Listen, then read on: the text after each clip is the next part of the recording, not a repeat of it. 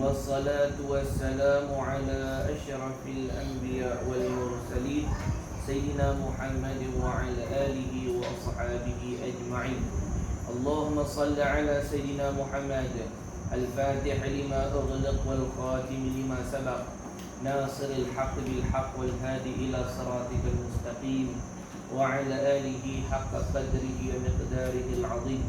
رب اشرح لي صدري ويسر لي أمري واحلل عقدة من لساني يفقه قولي وسدد لساني واهدي قلبي بحق سيدنا محمد صلى الله عليه وسلم. ولا حول ولا قوة إلا بالله العلي العظيم. جزا الله عنا سيدنا محمد صلى الله عليه وسلم ما هو أهله.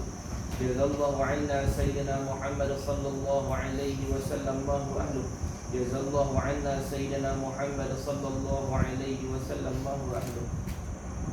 قال المصنف رحمه الله تعالى ونفعنا بعلومه في الدارين آمين يا رب العالمين.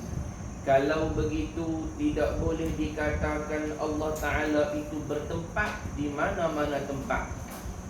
Maka jika didapati di dalam Quran atau hadis barang yang memberi waham, menyerupai dan bertempat, maka dinamakan ayat itu ayat mutasyabbihah dan hadis mutasyabbihah. Situ. Bahasa apa? Kalau cari yang kat mana? Kita duduk tentang sifat mukhalafatu ta'ala. Tak, lepas kita bercakap zat Tuhan tu, dia ada apa tu? 40. 40. 39. 39. Yang bawah tu. Sebab saya punya kita jauh ni, tak sama tanya. Baik kita buat dua surat.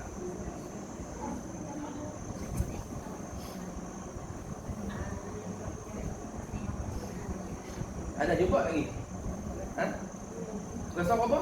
40? Bawah? Dia nak bawah? Baik. Lagi ada pula 60. No. Mana? Baik. Semula. Hari itu kita bicara lah sifat ni. Tapi ni tak habis lah. Hari itu kita bicara sifat apa kita masuk ni? Sifat yang keberapa? Sifat yang keempat, mukhalafatuhu ta'ala lil hawadis. Apa maksud mukhalafatuhu ta'ala lil hawadis? Bersalahan Allah Ta'ala dengan segala yang baharu, yakni bersalahan Tuhan dengan segala makhluk. Tuhan tak serupa dengan makhluk tak? Lepas tu kita dah cerita satu bab. Sebab tak sama Tuhan dengan makhluk ada tiga aspek. Pertama, tak sama Tuhan dengan makhluk dari segi zat. Yang kedua, tak serupa Tuhan dengan makhluk dari segi sifat. Dan yang ketiga, tak serupa Tuhan dengan makhluk dari segi perbuatan. Hari itu kita bercakap zat. Ada ulang-ulang kan? Tak ada yang tak pernah dengar Aika ada kegelupuan zat mana. Itu ada.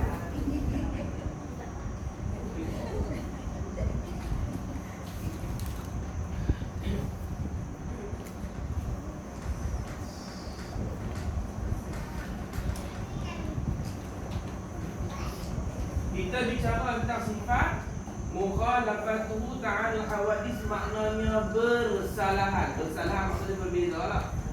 Bersalahan Allah dengan segala yang baharu. Baharu tu apa dia? Makhluk. Kita dah cerita dah takrif baharu tu apa? Nah, tandingan tak lupa pula. Bukan baharu jenis baharu lama tu. Baharu diisi istilah kaum apa ni, ulama mutakallimin, ulama tauhid. Baharu tu merujuk kepada makhluk. Macam apa bagi baharu? Barang yang ada mula. Tiap-tiap ada mula kita punya baharu. Nah, Tuhan bukan baharu, kita panggil dia qadim. Ada.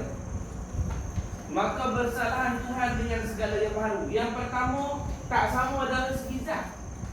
Apa dia zat? Tak ingat saya cerita tu. Zat apa? Diri benda. Diri benda tu kita panggil zat. Macam kalau kata zat saya ni, sifat karakter yang ada di saya, pemurah ke, penyayang ke, pemarah ke, lebih kurang kan, pemurah, pemarah. Tapi tak ada. Jadi itu sifat karakter yang menumpang di diri saya. Kalau sebut pen ni zat pen tu, warna apa? Biru, tu sifat. Ni keras, tu sifat. Pendek, tu sifat. Tetapi zat tu apa? Diri benda, ketui benda tu, kita panggil zat. Dah. Maka zat Tuhan, diri Tuhan yang kita tak tahu macam mana. La tatakayyifu bi kayfiyatin. Tak boleh dikaifiatkan dengan apa kaifat zat dia.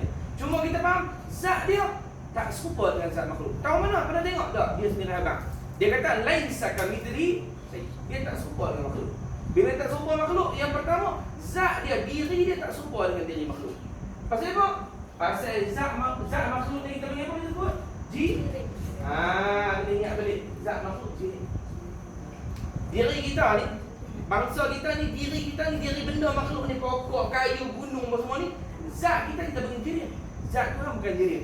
Apa zat jirim? Tengok ni. Jirim kita cara dulu. Apa sifat jirim? Pertama, kena cipta.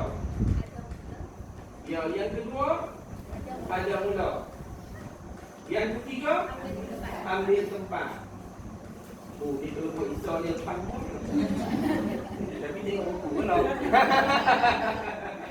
Ambil tempat kan? Kita bagi kuih untuk guru orang ajak seronok ni. Tahu pekerjaan apa paling stres tak guru ni? Jadi cikgu ramai dengan stroke tau. Tapi cikgu di sini tak lah kan? Okey, cikgu alhamdulillah selamat. Cikgu antara apa kita ni? Kerjaan probation yang paling banyak kena stroke sebab stres. Stres dengan belajar, stres dengan mok belajar sekali. Bagi kerja sekolah kena, tak kena, tak bagi, tak kena, marah tak kena, tak marah tak kena. Lah kali cikgu tarik. Cikgu sebulan tarik cikgu.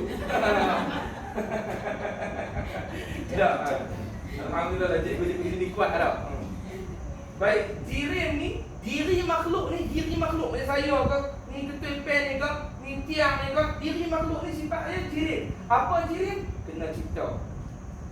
Ni kriteria dia, ada mula. Ambil tempat, boleh belah lagi. Tengok ni macam ni, Bang Muhammad ni. Ni kena cipta tak?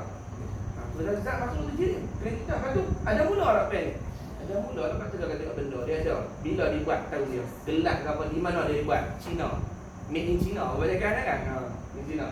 Lepas tu, ambil tempat ni. Ambil tempat ni, hidup di tangan saya. Kalau saya lepas di bawah, di bawah, tak apa. Ada tempat. Yang keempat, boleh pula bagi. Sedang, boleh patahkan, boleh potong. Satu zat makhluk. Maka faham situ, zat Tuhan bukan jirim. Bila zat Tuhan bukan jirim, zat Tuhan bukan kena cipta. Zat Tuhan tidak ada mula. Zat Tuhan tak ambil tempat. Dan zat Tuhan tak boleh belah lagi. Itu faham dia. Sebab dia berlawan. Lepas tu kita dah cara betul zat Tuhan tak serupa dengan zat makhluk. Zat sebut kali apa? Zat diri benda tak serupa dengan makhluk. Maka dia buat metafsir itu. Dia kata apa? Kalau begitu tidak boleh dikatakan Allah Ta'ala itu bertempat di mana-mana tempat. Ingat tak kita cakap tak? Pasal arah apa semua abah kan? Nak kena bahas pula peletih tu. Kata dah betul kan? Boleh kot. Kalau tak ni ada dalam YouTube kan? Sila rujuk di sana. Jadi Allah SWT Muhammad, maka dengan sebab Tuhan tu zat dia tak macam zat makhluk, maka tak boleh panggil lah Tuhan tu bertempat di mana-mana tempat. Sebab bertempat tu zat bagi makhluk yang tak boleh jirim. Sedangkan zat Tuhan bukan jirim. Dia tak boleh panggil di mana pun. Tak boleh panggil di langit ke, di bumi ke, di Mekah ke, di Madinah ke, di mana. Ataupun dia sebut bebas. Dia kata mana? Tuhan berada di mana-mana. Sama. Di itu merujuk kepada bukan di friend. Tu. Lepas tu, bila kita kata Tuhan tak boleh ada di mana-mana tempat, ni ada buat tafsir lagi. Maka jika didapati di dalam Quran ni bahasa Arab, maksud dia bacaan. Jadi khabar tu Quran bacaan. Kalau ikut dari segi bahasa. Tapi kalau dari segi istilah, makna Quran tu apa dia? Bacaan berupa wahyu daripada Allah yang diturunkan kepada Nabi Muhammad yang dikira ibadah dengan membacanya. Itu takrif Quran. Mula-mula Quran tu apa? Bacaan yang berupa wahyu turun daripada Allah kepada Nabi Muhammad yang dikira sebagai ibadah bila membacanya. Itu panggil Quran. Baca dapat mana tak? Baca dapat mana walaupun satu huruf? Tak. Ada ulama ditambah sikit yang harus dibaca di dalam solat. Ada ulama tambah begitu. Sebab dalam bayang dia gaji hadis, beliau hadis. Dalam bayang. Tak boleh Quran je lah. Tak kita takbir elok apa dia ni doa kita. Qala Rasulullah. Oh jahannam. Hadis tak dia sembahyang. Quran saja dia sembahyang tak? Atau hadis adalah hadis. Apa hadis? Kita dah bagi tahu apa hadis. Tadi hadis tulis. Tulis tadi hadis. Setiap perkataan. Kalau tak tulis tak rugi tau. Itu tetap boleh rujuk. Bila tu ingat. Kalau tak tulis, lah ingat kan? Lepas tu seminggu dah. Dah. Setiap perkataan dan perbuatan dan pengakuan dan sifat-sifat yang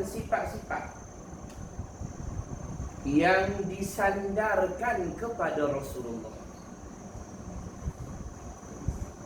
Saya ulang pula tak ada dah.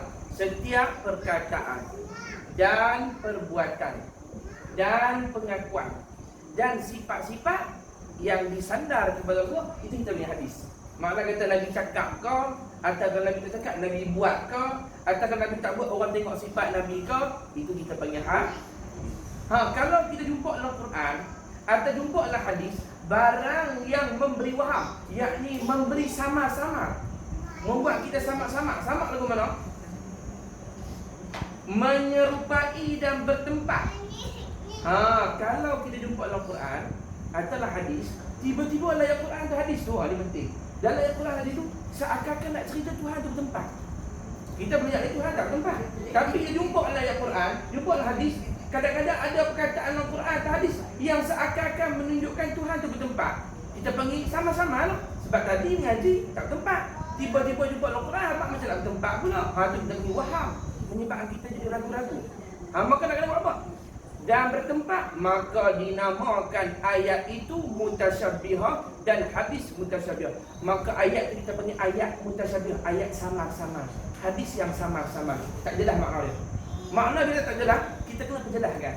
Silap, kalau tidak, kalau tak perjelaskan, takut orang silap kan. Silap faham makna. Dah. Ustaz, apa maksudnya kata Allah itu dekat? Dekat ni. Ni bagus soalan. Kita waktu sebut kan Allah Subhanahu Wa Taala tu dekat dengan kita tak dekat. Tadi kita tak tempat. Berdekat. Itu contoh tu. Itu ambil dari Quran tu. Memang kata Malaysia tapi ambil dari Quran. Tuhan kata apa? Tuhan kata wa nahnu aqrabu ilaihi min hablil warid. Kami lebih hampir kepadanya, iaitu manusia, daripada urat lehernya sendiri. Itu contoh ayat yang menyebabkan kita sama-sama. Sebab tadi kita lihat Tuhan tak bertempat. Tiba-tiba ada yang Quran cerita Tuhan dekat kita lebih daripada urat leher kita. Kita pun nak cari lebih. Ini kan tu. Maka ulama kata itulah kita panggil ayat mutasyabihat. Ayat yang samar maknanya perlu diterjemahkan dengan betul. Maka kata ulama yang dimaksudkan dekat situ dengan ayat tu, baik urat leher ni tuan-tuan. Urat leher ni kalau orang ngaji kepanca, dia ambil jarum, dia ujuk tangan sikit lah. Kawan tu pingsan, komok apa ni? Urat leher ni kalau binatang kita nak sembelih, kena putih tak urat leher dah? Urat leher dengan urat mari. Urat alkum. Kena potong. Makna kalau potong mati je. Tuhan kata aku lebih dekat kepada manusia daripada urat leher. Aku, maknanya sebab ada urat leher ni kita hidup. Kalau putih mati, maknanya aku lebih dekat kepada manusia daripada hidup dia sendiri. Apa maksud dia? Maksud dia ilmu Tuhan itu meliputi. Dia tahu segala benar. Mati dia hidup, dia tak ada yang sembunyi pada dia. Itu maksud dekat. Bukan dekat tempat. Misal saya kata ni, lagi faham ni. Kok leher hang tu cukup rapat dekat aku. Oh kami rapat. Rapat macam ni. Dia kata, kau leher hang duk KL. Hang duk Kedah rapat lagu mana? Oh, apa hadiah aku simpan, dia tahu. Apa hadiah rahsia dia, aku tahu. Tu maksud dekat. Dekat dengan maksud tidak ada rahsia. Dia tahu segala. Bukan dekat tu betul. Maknanya ulama kata Tuhan yang rapat dengan kita maksud tak ada benda yang dia tak tahu kita. Dia tahu habis doa kadang kita. Masalah kita, keluh kesah kita, sedih kita, gembira kita, dia tahu habis. Tu maksud dia dekat. Bukan dekat tempat. Saya nak cari. Pasal lagu tak apa dekat ni Mekah, cari Mekah. Cari keliling batu kat segi tu kat bawah. Cari mai. Hei, habis 6,000 tak jumpa. Lah, hang bengong. Bukan dekat lagu tu. Dekat dengan maksud apa? Meliputi ilmu dia tahu habis. Habis tu tuan-tuan, Tuhan kata tengok dalam hadis. Nabi kata aqrabul ibad indallah wa huwa sajidun. Yang paling keadaan hamba tu dekat dengan Tuhan ialah ketika dia sujud. Bila Tuhan dekat mana? Dalam sujud lah. Sujud tengok. Tuhan kata aku dekat dengan hamba ketika sujud. Maknanya apa? Maknanya Tuhan mesra dengan hamba ketika dia sujud. Bukan dekat tempat. Dia mesra, makna apa? Suka. Dia suka ketika hamba dia sujud. Makna apa? Bila orang tu sujud, doa dia mustajab. Kerana Tuhan suka. Tuhan mesra dengan hamba. Cara kita mesra dengan makhluk, kita pergi jumpa salam, tampak semua. Nicah belang berbagai kan? Cara dekat kita. Nak dekat lagi hulung duit. Dekat kan? Kita tak payah fikir dia ambil Allah kita. Kalau kita hulung. Kan? Allahumma salli ala Muhammad. Jadi Allahumma salli ala Muhammad. Tapi dekat Tuhan ni, cara kita mesra dengan Tuhan ialah sujud. Cara mesra. Tuhan kata aqrabul ibad indallah wa huwa sajidun, ataupun aqrabul ibad indallah fi sujud. Sedekat-dekat seorang hamba kepada Tuhannya ialah ketika sujud. Sebab dia suruh kita banyak doa ketika sujud. Bukan kerana Tuhan tu main rapat. Bila sujud Tuhan main rapat. Kita, akidah kita lingkup. Contoh lagi hadis kita akan jumpa di sini. Nabi kata Allah Ta'ala, ni Nabi kata ni, hadis sahih, Allah Ta'ala turun ke langit dunia pada sepertiga malam yang terakhir. Sepertiga malam terakhir berapa? 3 pagi dan 3, nak sebut kat atas ke bawah itu? Kat atas kan? 3, 4, 5. Tu sepertiga malam lah. Itu mustajab doa tu, kalau bangun tahajud tu. Jadi kalau kita bangun tahajud ketiga tu, dah dapat dah fadilat malam yang last. Nabi kata Tuhan turun ke langit dunia pada sepertiga malam yang terakhir. Turun pula dah. Lift ke macam mana? Naik turun. Tu malaikat tau. Kalau Tuhan turun naik sama dengan malaikat. Kalau sama dengan malaikat, Tuhan ke tu? Sebab setengah pada sifat Tuhan kita baca jawab tadi bukan macam mak. Tu hadis kata tu. Hadis namanya hadis mutasyabbihah. Hadis yang sama-sama. Kena terjemah betul makna dia. Apa makna dia kata Tuhan turun ke langit dunia pada sepertiga malam terakhir? Maknanya Tuhan sangat mesra dengan hamba pada sepertiga malam terakhir. Sama macam sujud tadi. Tuhan suka orang yang bangun pada sepertiga malam terakhir. Doanya mustajab. Bukan Tuhan turun naik duduk dekat kita, bukan. Tu ada yang kata baru ni duk viral dalam Twitter ke apa. Dia kata ketika kita sujud, bagus motivasi dari situ, sufi tasawuf tu bagus, tapi tak banyak kira selera. Ketika kita sujud tuan-tuan, bayangkan Allah usap kepala kita. Tu dia usap. Ingat Muhammad. Usap pegang tu sifat makhluk. Tuhan bukan bertangan lalu kita, tapi usap lagu tu. Kali bayang lagu tu. Cukup kita sujud, kita bayangkan dah Tuhan suka sujud. Pegang cukup dah. Itulah akidah yang sahih. Bukan Tuhan main di tepi kita. Mayang lagu la ilaha illallah. Itu apa muat dia. Kan? Pegang, lembut pula. Tangan mak dia. Mana? Maksudnya Tuhan turun ke langit dunia pada sepertiga malam terakhir. Itu kita panggil bahasa kiasan. Arab panggil kinayah. Ya. Apa maksudnya? Makna Tuhan mesra dengan hamba pada sepertiga malam terakhir. Itu sebab ulama kata kalau terjaga tengah malam, habis malam tak larat sembahyang, jangan lupa doa. Walaupun kata sebab mustajab semua yang kita buat pada waktu itu. Habis malam ni, malam bangun dah. Jaga orang ni elok pergi kencing. Kalau kencing kan dah. Pergi kencing elok dah masuk belayak dah. Habis sembahyang tak apa. Tapi main dengan malam tak payah. Dia basuh tu kan. Kencing kita dah basuh. Ujuk. Habis. Habis basuh tu. Dia bangkit-bangkit. Dia tengok anak dia tengok TV. Tak tidur ni hello. Lepas tu dia buka lauk. Buka apa tu tadi tengok. Lauk tak habis tutup boleh. Masa tidur. Lah. Kan tak dapat pahala. Waktu sembahyang tak apa. Tapi itulah habis malam. Atas katil tu ulama kata, angkat tangan. Bismillahirrahmanirrahim. Alhamdulillah, sallallahu alaihi wasallam ala Rasulillah. Ya Allah, dosa hamba banyak ampunlah ya Allah. Hamba ni bertuati bersihlah ya Allah. Saja. Tuhan dah bangunkan lah. Tu doa. Tak payah. Ada orang dijemput hadir dalam majlis tapi dia tak makan. Tak payah. Dia tak makan. Makanan sedap. Malam ni. Dah dibangunkan dah di waktu malam. Tapi dia tak mau makan hidangan waktu malam Tuhan bagi dia. Hidangan rohani. Kata aku demam. Dia dah baik tak lu makan kan. Allah SWT Muhammad. Itulah kita panggil ayat mutasyabihat ataupun hadis mutasyabihat. Ayat yang sama ataupun hadis yang sama. Di antara tanda-tanda orang tu Tuhan sayang kat dia, Tuhan selalu bangunkan dia di sepertiga malam terakhir. Itu tanda Tuhan sayang. Kalau tuan-tuan boleh tahajud, mesti lah. Tak boleh buat hari seminggu sekali. Habis lekir sebulan sekali. Sebulan sekali pun tak bangun doa pada Allah, mati kalau saya. Caranya orang. Paling lekir sebulan sekali. Itu dipanggil orang mukmin. Orang yang ada iman, dia bangun di tengah malam. Allah SWT. Dah lah tahajud tak buat, duha pun tak buat. Bangun nak cokoh lah ni. Dia tengok TV drama apa ulangan 7 hari yang tak ibu ke apa kata. Duha tak buat, tahajud tak buat. Allah Akbar. Duha. Matahari naik setinggi galah, sekira sepenggalahan naik matahari. Maknanya matahari dah mula rasa panas pagi tu. Dalam pukul 8 lagi matahari dah rasa panas. Tuhan pun naik matahari, kita pun sujud kepada Tuhan. Syukur terbit lagi matahari. Kalau tak terbit matahari apa? Kiamat. Syukur pada Tuhan, aku boleh tengok matahari lagi. Dan ulama kata matahari ni bila naik itu lambang rezeki. Sebab tu sembahyang duha. Lambang pada rezeki. Betul kebanyakan amalan-amalan minta rezeki murah ni waktu duha. Waqi'ah apa semua waktu duha. Kan? Lena, tak dapat. Orang tentu tu cukup pantang tidak orang tu kan. Orang tu dulu kalau waktu pagi lebih tu, dia pakai duduk dalam rumah, ambil udara. Ada yang mandi embun, lari mandi yang om tak ada, kata itu. Kita buka-buka itu rumah, sunyi. Mak sekali kan, mak sekali. Buku je mak. Allah Akbar. Hatu rumah tu rezeki sempit. Lepas tu dia heran. Saya tak tahu Ustaz saya pun rezeki sempit lah. Tak tahu main abang.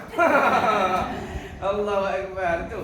Itulah maka jika didapati di dalam Quran atau hadis barang yang memberi waham, menyerupai dan bertempat, maka dinamakan ayat itu ayat mutasyabihat dan hadis itu hadis mutasyabihat. Ayat yang sama, hadis yang sama. Kena terjemah makna dia betul-betul.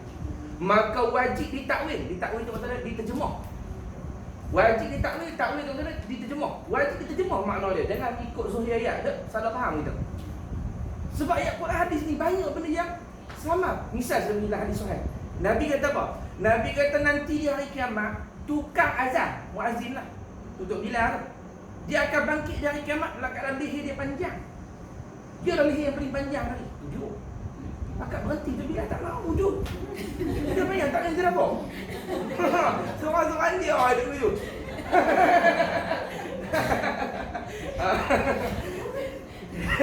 Dia jadi lawak-lawak ni untuk orang ada imaginasi dia lawak. Siapa tak bayar tak lawak. Okey orang tak ada imaginasi. Kan. Hidup dia boring. Dia boring kita tak. Dia nak bayar pun seronok. Nabi kata nanti di akhirat orang yang tukar azan ni leher dia panjang daripada masyarakat. Kalau terjemah hadis secara zahir, secara literal, tak terjemah dengan makna yang betul, takut tak bila berhenti weh. Nabi azan aku tak mau jadi jerapah tu. Apa maksud lidah panjang? Itu kita panggil bahasa kinayah. Bahasa kiasan. Makna lidah panjang tu apa? Leher panjang, lidah panjang pada aku. Minta maaf kadang-kadang dia main agak tu. Aduh lucu dia sendiri. Allahumma salli ala Muhammad. Tu. Leher panjang tu. Tadi saya sebut apa lidah. Yang banyak tak bagi tak? Kita banyak tu lagi bodoh. Astagfirullah. Allah dan dekat. Lihat panjang tu. Nanti dia akhirat lihat panjang tu. Baik, apa makna Nabi tu kiasan?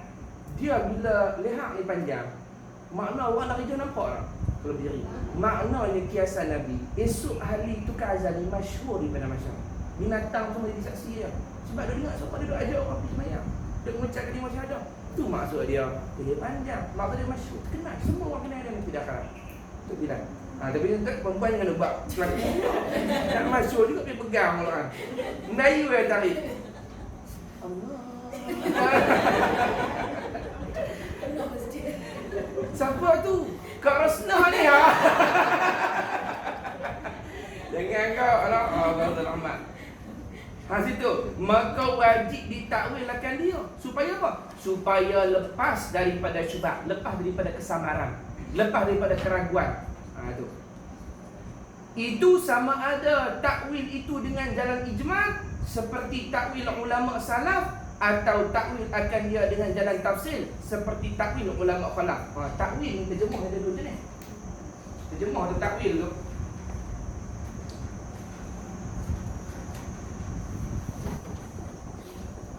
Takwil ni ada terjemah. Terjemah ada dua jenis. Satu nama dia takwil ijmali. Ijmali ni maksudnya umum ataupun ringkas.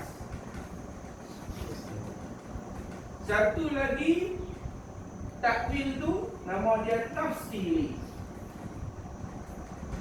Apa tafsili?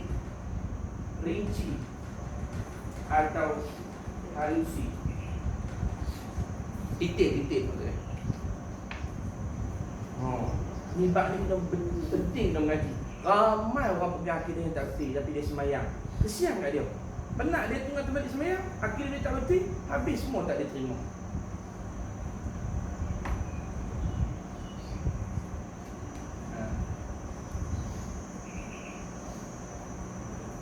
Baik. Jadi terjemah ada dua. Tengok saya urai. Kita baca kitab kita tak nampak. Terjemah ada dua. Satu terjemah secara ijmali. Ijmali secara ringkas. Satu lagi terjemah secara tafsiri. Tafsiri secara halusi, rinci, detail. Baik, macam mana? Saya nak tahu nak?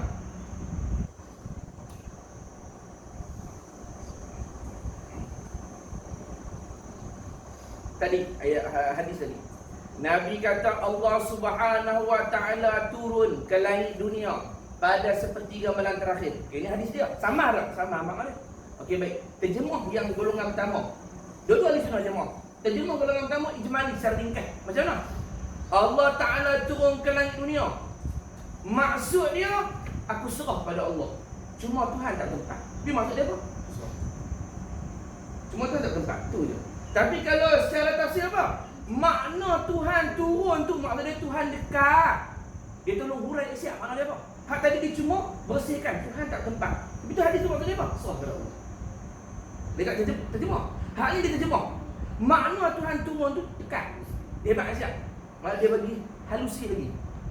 Misal lagi satu hadis. Kita baca Al-Quran. Ar-Rahmanu 'alal 'arsy istawa. Tuhan bersemayam di atas aras. Kita baca dalam surah Ar-Rahman. Ar-Rahmanu 'alal 'arsy istawa. Tuhan bersemayam di atas aras. Kalau ikut Zuhadi itu maksudnya Tuhan duduk mana? Aras. Ayat mutasyabihat sebab kita mengaji Tuhan tak bertempat. Tapi ayat Quran itu macam bertempat pula. Maka golongan yang pertama yang terjemah secara ringkas, dia kata apa? Tuhan tak bertempat. Aku beriman dengan ayat tu Ar-Rahman Al-Sawa. Makna dia aku serah pada Allah datang. Serah pada Allah. Tapi Tuhan tak bertempat. Tapi kalau golongan yang tafsiri halusi, dia hurai siap. Makna Tuhan bersemayam di aras bukan Tuhan duduk di aras. Tuhan menguasai aras. Tuhan duduk, bukan duduk sungguh. Menguasai aras tu. Bukan bertempat. Itu maksud dia. Maka satu golongan ni dia terjemah, dia tak terjemah. Dia cuma serah makna pada Tuhan. Cuma dia habaq Tuhan tak tempat. Golongan kedua, dia bukan sekadar habaq Tuhan tak tempat. Dia habaq pula makna yang Tuhan tu apa? Makna yang Tuhan bersemayam yang masuk menguasai dia. Kita tak faham, kita ambil salah satu yang umum pun tak apa. Tak apa. Jadi jangan pegang dengan zahir ayat. Memang Tuhan duduk sungguh. Pegang ayat tu. Jadilah akidah kita akidah mujassimah Wahabi. Tak keluar daripada ahli sunnah wal jamaah. Apa dia tu? Menempatkan Tuhan. Lagi contoh saya bagi hadis ni. Kita boleh nampak jelas. Tuhan kata, Nabi kata dalam hadis, sesungguhnya Allah bersalaman dengan para jemaah haji pada hari Arafah. Di Arafah Tuhan salam. Oh, salam. Salam. Ada salam. Pakai hand sanitizer tak? Salam. Kalau terjemah sahih hadis, makna salam. Kalau terjemah sahih, kalau pegang lagu tu, masa akidah Tuhan tangan tu. Beranggota macam kita, ada kepala, ada tangan, ada kaki. Jadi makhluk. Salam ada tangan tak? Takkan. Itu salam apa? Dengan tangan. Kan? Dengan kaki. Kaki pun anggota tak? Anggota agak walaupun tak ada orang salam kaki. Anak abang kata salam tak boleh. Habis tu apa maksud hadis tu? Hadis tu mutasyabiah, sama-sama. Kita syarah. Kalau golongan pertama, dia kata aku beriman yang Quran tu kata Tuhan salam. Hadis tu kata salam. Cuma bukan bersalam. Macam kita faham salam ni. Makna dia apa? Wallahu a'lam. Dia bukan bersalam. Dia sebut salam, makna dia apa? Wallahu a'lam. Subhanallah. Sebab kalau dia pegang zuhir ayat, maksud salam ni. Habis tu Quran hadis tu makna dia apa? Wallahu a'lam. Cuma Tuhan bukan beranggota macam kita. Habis tu kalau tak salam dia, kita makna dia apa? Wallahu a'lam. Tu ijma'. Kalau tafsir, maksud bersalam tu apa? Mesra. Tuhan suka, Tuhan memberi rahmat yang banyak kepada orang yang mengerjakan haji yang sedang berada pada hari Arafah di pada Arafah. Betul, pada Arafah kalau tetap pergi haji, pada Arafah ni mesti ada doa kan? Saya pun ada doa. Ramai ada gaya jemaah yang dah pergi haji. Apa ni? Mudah-mudahan yang belum pergi Tuhan bagi taufik hidayah boleh pergi haji. Yang mana dah pergi Tuhan bagi lagi. Tak ada istilah lah jemu pergi Mekah Madinah kan. Tempat berkat. Setajak doa. Awak Tuhan ada di Mekah. Saya doa. Penat aku ajar. Makna apa? Kalau mana kita, pasal apa di Mekah boleh ada doa? Adakah Tuhan duduk di Mekah? Kenapa bila di Kaabah lagi saya doa? Orang kata ni muntazam dia apa? Tuhan duduk di Kaabah ke? Kalau gitu jenuh di Madinah pun saya doa Tuhan tu kat tempat. Saksi Mekah, saksi Madinah begitu. Bukan. Pasal apa Mekah Madinah saja doa? Kerana rahmat Tuhan lebih banyak turun di situ. Rahmat itu berkah. Dia bukan masalah Tuhan di tempat. Macam kita ke masjid, pasal apa masjid? Lebih lagi baik kita semayang. Adakah Tuhan duduk dalam masjid? Bukan. Kerana Tuhan suka tempat tu. Tempat yang paling dicintai sebab di dalam tu orang sujud kepada dia, orang berzikir, orang menyebut nama dia. Betul tak? Khairul bilad al-masajid. Sebaik-baik negeri, jadi sebaik-baik tempat dalam negeri. Nabi kata dia adalah masjid, tempat sujud. Orang sebut rumah Allah. Kalau sebut rumah Kak Rosna, faham? Kak Rosna dalam tu. Kalau kata rumah saya dalam tu. Kalau kata rumah Allah, Allah dalam tu. Ini pegang lagi duduk cari pula. Di rumah mana duduk? Tak main. Sebab tu Tuhan tak macam. Orang bila tak belajar akidah ataupun tak faham Tuhan, dia akan, bila kita tak belajar, kita akan khayal macam dia Tuhan. Bila kita khayal sebab Hindu, dia tak Tuhan, dia tunjuk. Itu bertempat sebab digunakan. Tuhan tak digunakan. Tuhan tak dicapai dengan akal. Dia diimani, dia cuma tahu sifat-sifat dia, tetapi zat dia takkan dicapai dengan akal. Maka sebab dia cuba nak fikir dengan akal, maka dia buat bentuk Tuhan macam dia. Yang apa yang dia fikir? Oh, Tuhan tu lah putih, dia buat putih. Walaupun dia orang India, dia buat Tuhan putih. Kita mahu tahu hitam. Pasal apa tak? Saya bukan nak hina Ahmad Azhar. Kita nak faham kenapa dia buat putih. Sebab pada fikiran dia hitam dan putih mana elok? Putih. Bukan dia buat putih. Sebab dia gunakan. Lepas tu bila buat Tuhan pula, Tuhan ni nak kena buat kecil ke besar? Kalau kecil nampak lekeh. Kalau buat kurus nampak tak kenyang, buat kurus. Tak, saya bukan nak hina. Agama kita ajak hina agama orang lain. Cuma saya nak faham macam mana bila kita guna akal untuk buat Tuhan, akan jadi itu masalah. Lepas tu kalau letak atas lantai, tu pukul tempat ni. Nak nampak hebat lagi, buat singa.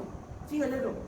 Lepas tu nak nampak lagi hebat kerajaan dia, buat pegang garpu, tiga cabang pegang. Lepas tu nak nampak hebat lagi, letak makanan, letak buah. Nak abang kata persembahan pada Tuhan. Itu sebab apa? Sebab gunakan. Tuhan tak boleh gunakan. Dia mesti mai daripada wahyu. Kalau kita cuba nak gambarkan Tuhan dengan akal, dari segi zat dia, kita akan menyifatkan Tuhan dengan apa yang tak layak bagi dia. Bukan dia lagu tu.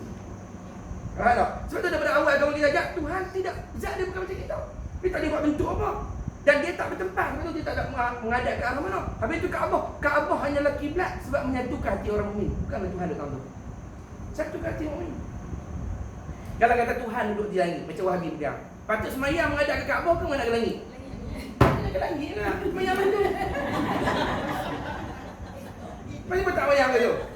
Macam apa? Takut lena. Allah SWT Muhammad. Itulah. Sebab tu saya kata, Tuhan dia tak faham dengan kita fikir akal. Dia mesti main daripada wahyu. Sebab tu kalau tak, di dua. Kalau kita belajar, kita akan berkhayal tentang Tuhan kita. Bila berkhayal, akidah kita sah tak? Duduk pegang.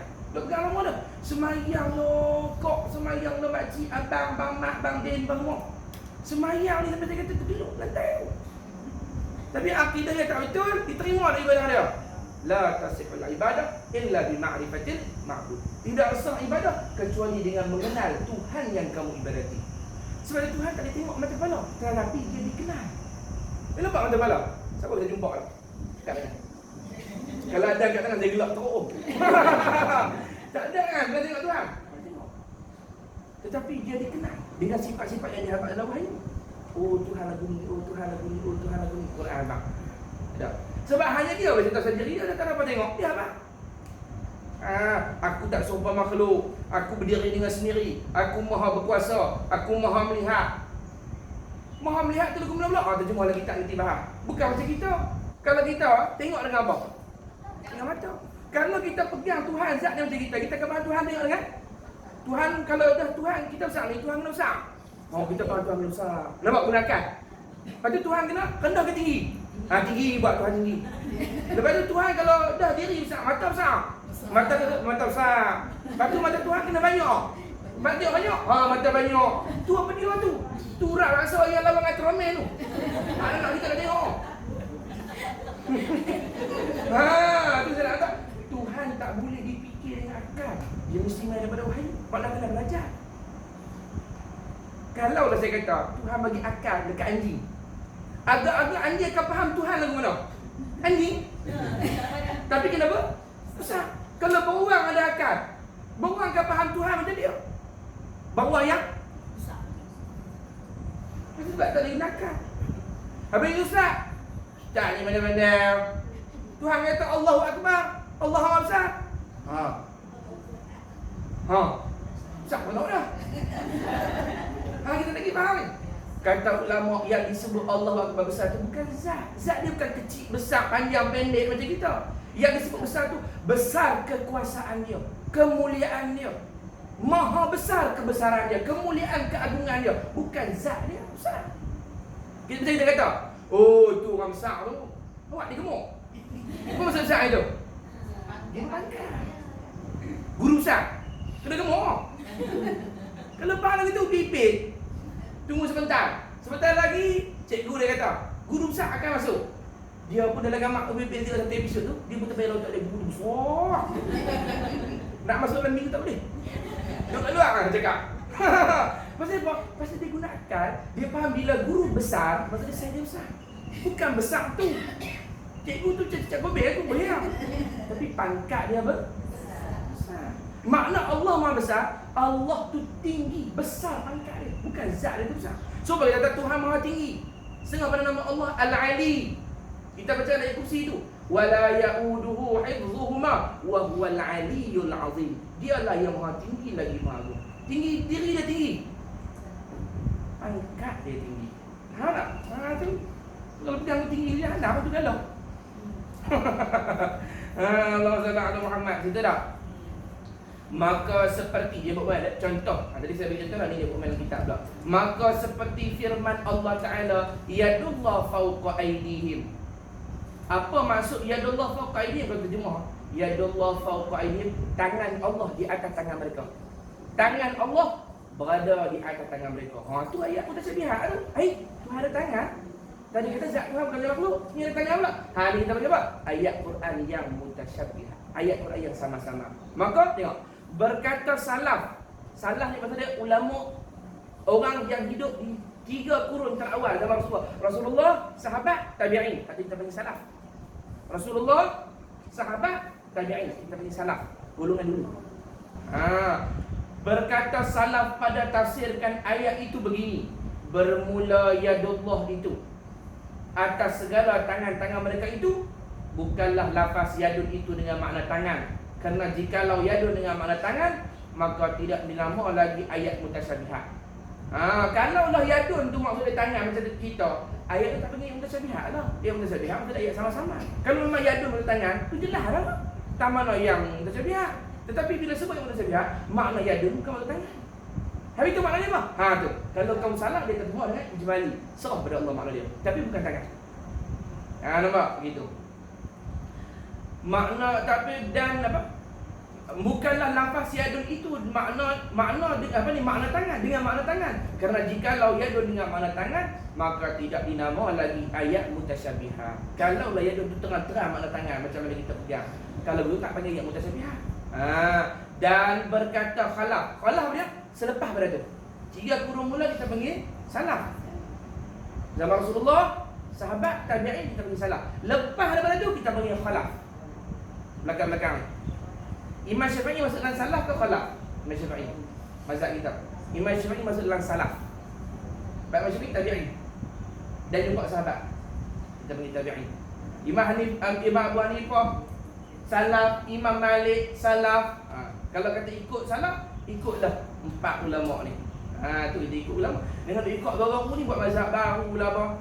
Pakai hak para ulama itu dulu. No?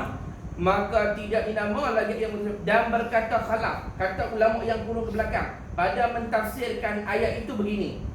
Macam mana dia terjemah? Bermula kekuasaan itu atas segala kekuasaan mereka itu. Ulama salaf, ulama khalaf, ulama ke belakang ditolong terjemah dari siapa? Yadullah fawqa aydihim, tangan Allah atas tangan mereka. Ayat zahir dia. Makna dia apa? Bukan tangan semua. Makna dia kekuasaan Tuhan di atas kuasa mereka. Yadun yang ada tangan, bukan tangan semua. Makna dia kekuasaan.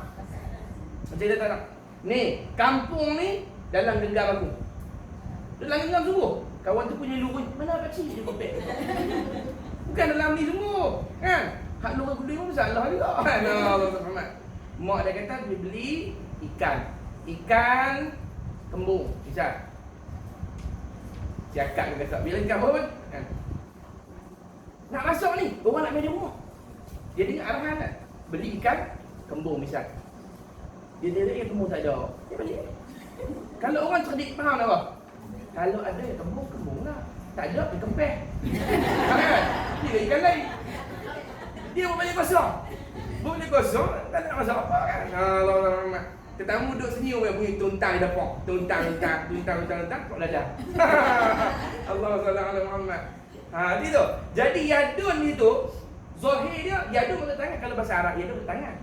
Tapi adakah makna tangan itu? Tak. Tangan itu maknanya kekuasaan. Seperti saya bagi tadi, semua ni dalam tangan saya. Makna tangan dia dalam kekuasaan saya.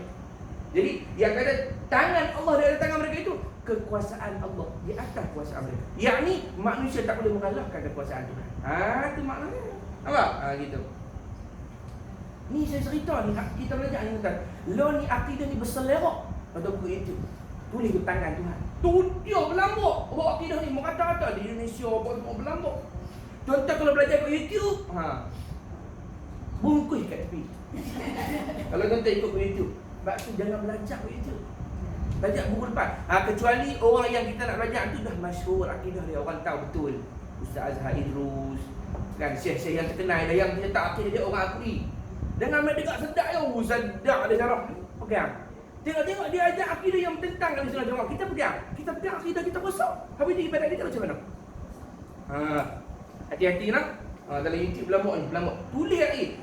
Buka aja tulis. Tangan Allah. Tu dia hak cerita. Tuhan ada tangan. Cuma tangan tak menjadi tangan kita. Ya.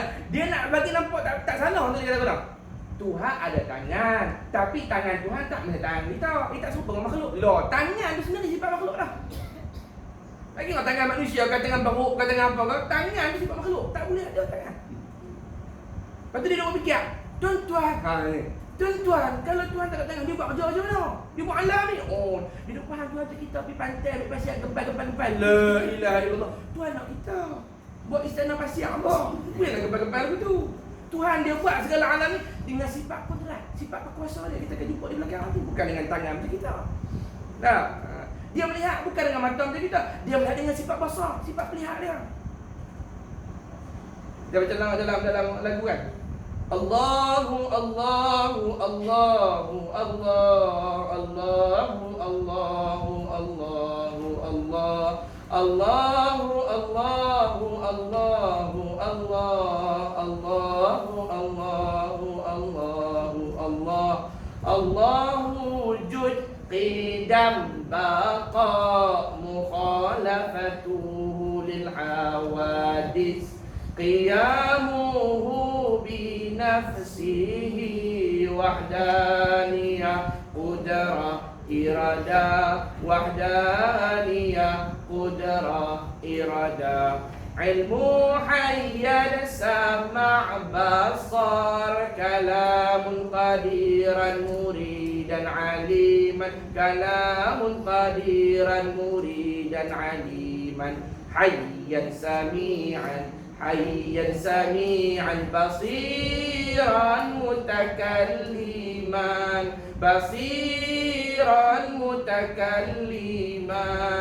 la ilaha illallah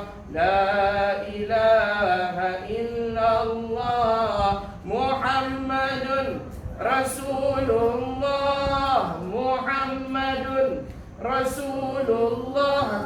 Sebab itulah orang kata kita cukup pantang tak boleh sebab dulu. Kalau tak boleh sebab dulu, kita akan faham Tuhan memang macam makhluk. Ada mata, ada apa. Contoh sendiri lah dulu waktu budak-budak. Orang cerita saya Allah, bayang orang. Bayang lah. Bayang kat dalam ni kan. Bisa cerita saya lah kan. Kata apa orang kan. Dulu lah zaman budak-budak. Saya nak faham bila orang sebut orang tak kenal jaga. Tuhan kan orang tunjuk Tuhan nanti jaga. Tuhan marah, Tuhan tengok. Saya dah bayang hantu orang lelaki. Cerita kebodohan saya ni. Cerita bodoh kita tahu. Orang lelaki pakai jubah putih, kopiah, pusing cahaya. Kita faham tak itu? Sebab kita akan faham sebisa dengan kita. Saya kata kalau anjing tu ada akal, dia faham Tuhan dia ni. Anjing besar. Anjing bulldog apa tak tahu kan? Naik mimbar pada dia. Tu. Tuhan lapar hantar makanan. Takut sedap pula hantar ayam. Gunakan. Ayam gas tak boleh duduk syaitan. Tak payah masuk pula. Gitu. Aduh, Tuhan aku penat lah.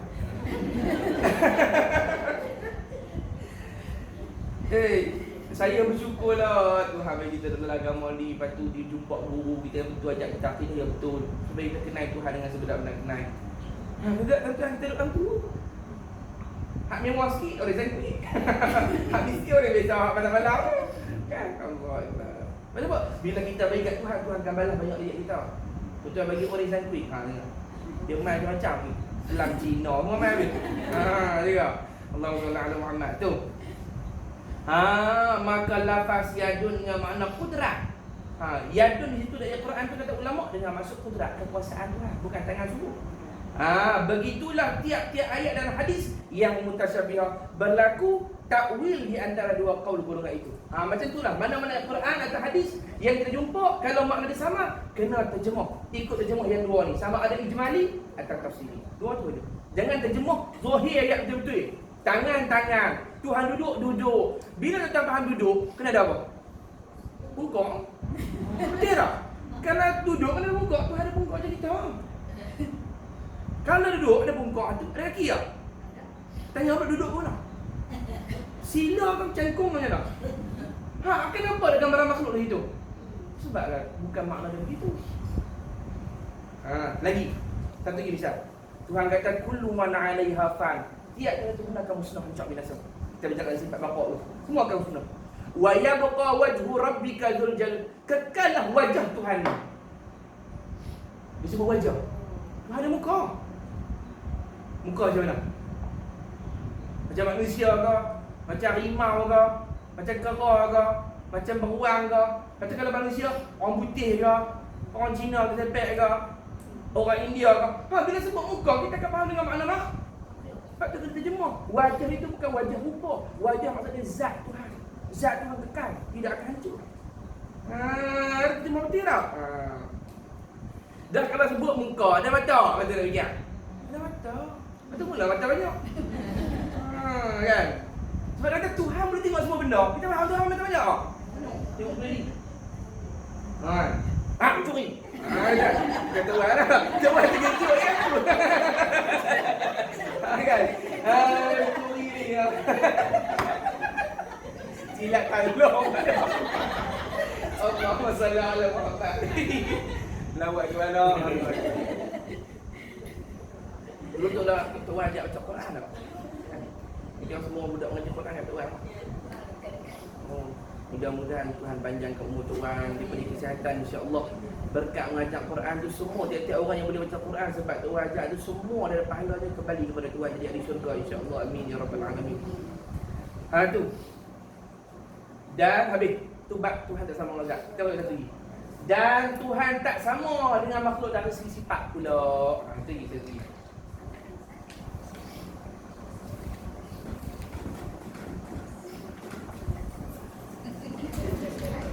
Baik. Zat Tuhan bukan jirim. Zat makhluk jirim. Sekarang kita ada sifat pula. Sifat. Baik. Sifat makhluk ni kita panggil istilah tauhid arad. Arad. Arad. Arad. Bukan arad, arad. Ain, ra, dad. Arad. Arad. Sifat makhluk kita punya arad. Sifat Tuhan tak punya arad. Sifat. Sifat kita punya arad. Tengok dia contoh. Dan bersalahan pada sifat itu ialah sifat-sifat Tuhan itu bukan arad yang bertenggak di jirim dan bertempat bersama dengan jirim. Tu. Tengok ni. Sifat makhluk arad kan? Tengok apa syarat arad. Kalau faham syarat arad, fahamlah beza sifat Tuhan dengan sifat makhluk. Pertama, sifat makhluk yang kata arad, pasal kita punya arad, pertama kena cipta. Macam zat kita sifat kita. Yang kedua, bertenggak di jirim. Apa maksud bertenggak? Melekat di jirim. Yang ketiga, terima binasa. Itu syarat arad. Yang nak panggil arad itu.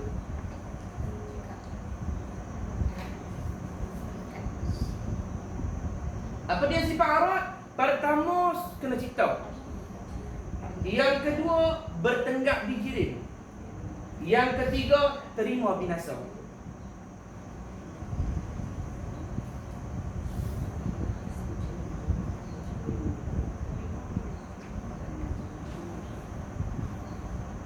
Tengok, saya pergi macam sifat makhluk ni. Okey, baik. Di makhluk, kalau ada sifat di makhluk, sifat tu kita panggil jirim. Sifat tu kita panggil arad. Pasal apa sifat panggil arad? Pasal pertama, sifat tu kena cipta. Contoh, abu. Ni bukan abu ustaz, tak kena abu. Dah nak contoh kan. Tengok barang ni. Ni. Hak ni abu. Di abu ni ada sifat pemurah. Contoh dia suka sedekah, pemurah. Baik. Pemurah dia tu kita panggil arad. Pasal apa panggil arad? Pasal pertama, sifat pemurah dia tu jadi sendiri ke Allah buat? Kena cipta. Yang kedua, sifat pemurah dia tu tenggak di mana? Jadi abu ni jadi zat dia jadi. Yang ketiga, pemurah ni boleh hilang lah kalau Tuhan nak tarik. Tiba-tiba dia dekut. Dia pemurah apa betul dekut dia buat. Boleh Tuhan nak buat. Contoh, ilmu sifat kan. Ni abu sekali lagi. Abu ni dia ada sifat ilmu. Yang alim. Sifat ilmu dia ni pertama kena cipta tak? Tuhan buat. Takkan dia sendiri. Kalau dia sendiri, pelik lah. Mana ada yang dia sendiri, semua dicipta oleh tu. Sifat alim tu cipta. Yang kedua, sifat alim tu tenggak di mana? Abu ni kan jirim, sifat dia arad lah. Tak.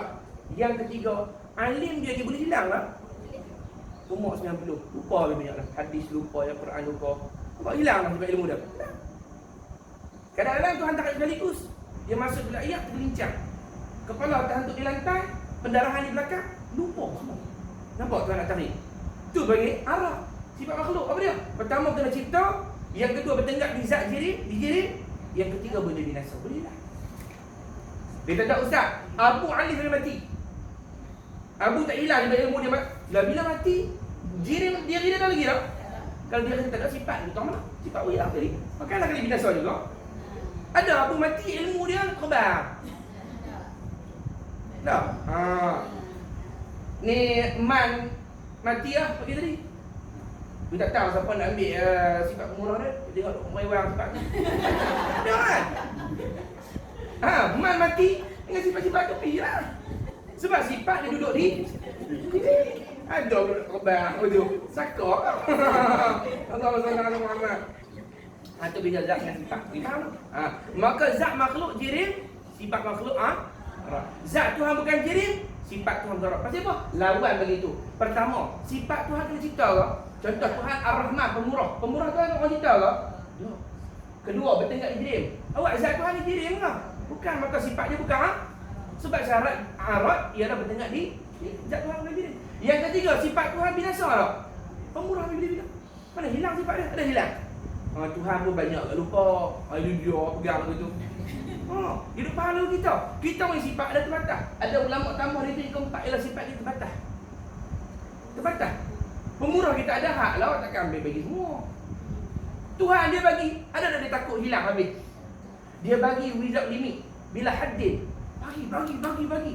Dia payah dengan dia dulu dia buat sambil ni, dia duk bagi banyak makhluk dah. Habis dah kerajaan dia. Dia bagi kita duk makan. Dia bagi kita makan. Dia bagi kita makan. Kita makan tapi tak bagi dia. Dia teruk. Anjing pun orang baling tulang. Dia pergi tangkap tulang tu, dia main kata apa? Main kata ni baling kau tak payah. Tu kita. Tu kita. Tu mana mulia kita kan anjing. Jawab. Saya syukur Ustaz. Saya syukur lah. Nak pergi jantok. Anjing baling tulang, dia pilak dia tangkap tu dia main kat Tuhan dia balik. Dia suruh baling pula. Dia seronok main. Jadi kalau Tuhan bagi kita rezeki, dia nak suruh kita buat apa? Main kat dia. Dia nak suruh kita mesra mana? Ni baling-baling pegang-pegang tu. Wih, lari. Esok hilang ni orang. Main buat muka sekupang. Ya Allah, ni adil dah. Tapi Tuhan ni, tengok. Kita tak bersyukur. Kita tak bersyukur, kita buat dosa. Kita main dia bagi lagi tak? Dia bagi lagi, walaupun tak bersyukur. Itulah kita, bukan tak malu. Itu yang kena ingat. Dia tak kata apa. Kita hari tu kata Allah dapat rezeki tak sembahyang. Misal, bukan di sini lah. Sini semua orang sembahyang insya-Allah. Ni di mana? Zimbabwe. Tak sembahyang. Tapi saya terdesak, ya Allah, saya harus sempit ni bagi rezeki. Dia bagi. Tak sembahyang kan? Dok, dia bagi juga. Kadang-kadang tak sembahyang dia banyak duit. Punya dia pujuk, ni aku bagi banyak ni sembahyang lah. Ni bagi banyak ni daripada orang tak sembahyang lah. Pun tak sembahyang juga. Yang kata bangsa. Dia tak naik tak? Allah Akbar. Ni, 1 juta kali buat panggil kerja, dia bagi tak? Loh, baiknya Tuhan. Tu kata sifat dia tak ada. Sifat kita ada hak. 2 kali bagi ni. Kan? Nak minta mak. Main RM5 nak beli berapa sekian. Tadi bagi dah. Sekali gini ya. 2 kali ya. Tak mak. Dia kali dah. Dia kali dah. Sifat Tuhan ni dia tak ada hak. Kalau dia ampun, dia nak ampun dosa yang dia ampun. Dosa ni dia dah sebut hadis, dia datang kepada Tuhan dengan dosa dia sebesar bumi. Dia kata Rabbi ighfirli, ya Allah aku buat dosa ampun dosa. Tuhan kata, wahai hamba, aku datang dengan keampunan yang lebih besar daripada bumi ni. Aku ampun. Kalau kita buat orang buat salah macam tu, ingat dia mati ya? Ingat dia mati. Ingat gambar aku tak buat hati Yasin. Ingat ajak buat kumbung. Kan? Kita dalam duk tak setih tu. Dalam duk apa ni sebab dalam duk tu dapur tu kadang-kadang dia main kali jadi setan tu. Aku tak tahu pasal aku bayang-bayang juga. Kan? Dia main mana? Tapi Tuhan, hang buat silap banyak mana pun kat dia. Hang buat macam-macam kecurangan kat dia, tipu, bohong, macam-macam lah, tak bersyukur, buat maksiat apa pun. Sebanyak tu tiba-tiba, ya Allah, aku buat dosa, aku minta ampun. Aku ada sifat Tuhan, nak baca sifat maaf. Dia pun dah hadiskan.